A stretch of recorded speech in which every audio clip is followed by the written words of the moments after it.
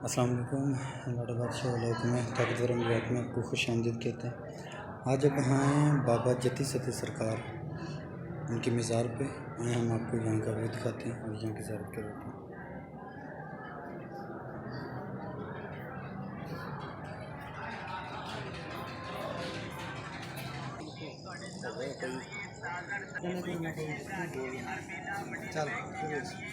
चला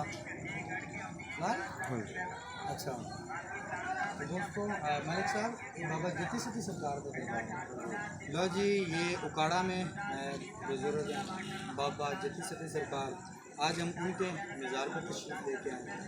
तो यहाँ हाज़िरी देने के लिए दरबार मेला लगा हुआ है। आए हम आपको मेला दिखाते हैं।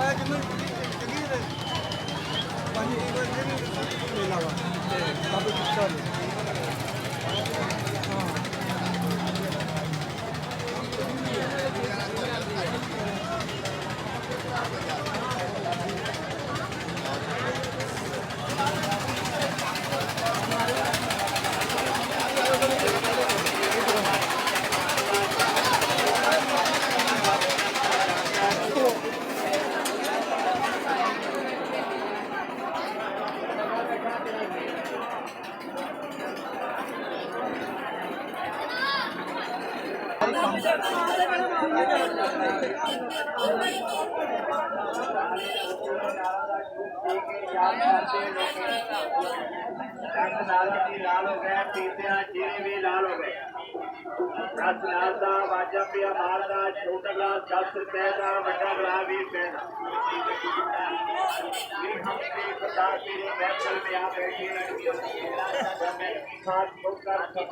बच्चा बच्चा जानता है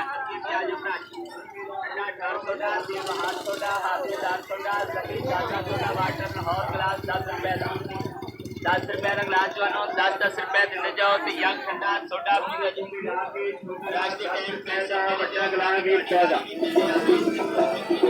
दुश्मन वाले वफा नहीं करते, दौलत वाले दुआ नहीं करते। हम कलंदर मजाज लोग हैं, किसी के लिए बद दुआ नहीं करते। बड़ा जाने पहचाने मशहूर जमाना साल मोहम्मद रीस नगरी बाबा मजलूम का पूरे वाला हर मेला बड़ी महंग से जानता है। थोड़े से कागज की खुदाई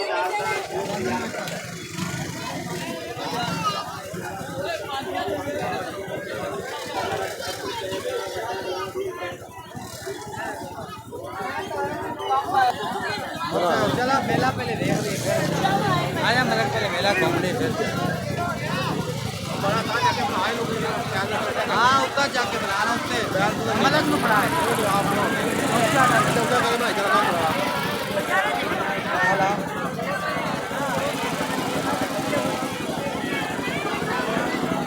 वालेकुम सलाम जी।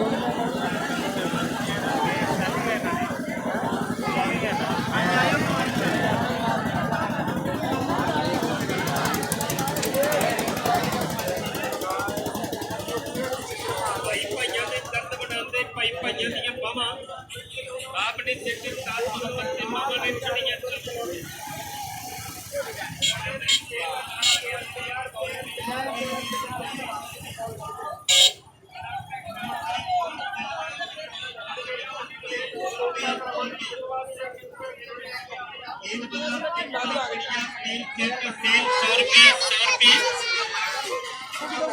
ब्यूटी पत्ता बेकर सेट बड़ी क्रीम सेल 100 रुपये 100 रुपये।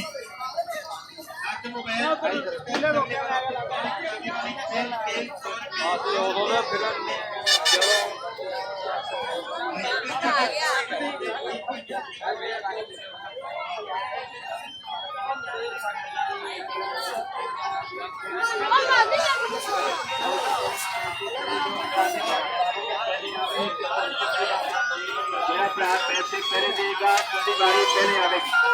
बड़ा कार छोटा हाथ में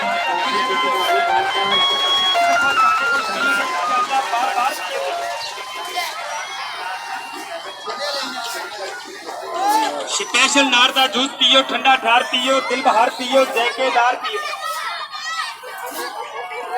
तू याद कर कुछ बोलना तो बोल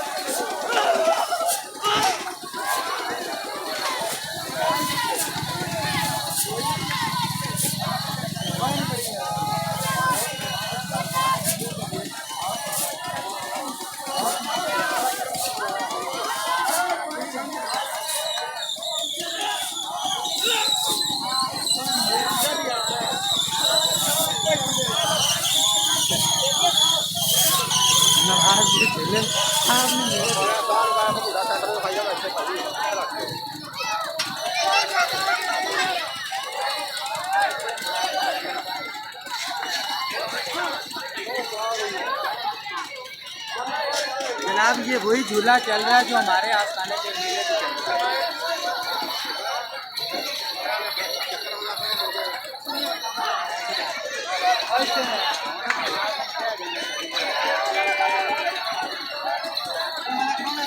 नहीं नहीं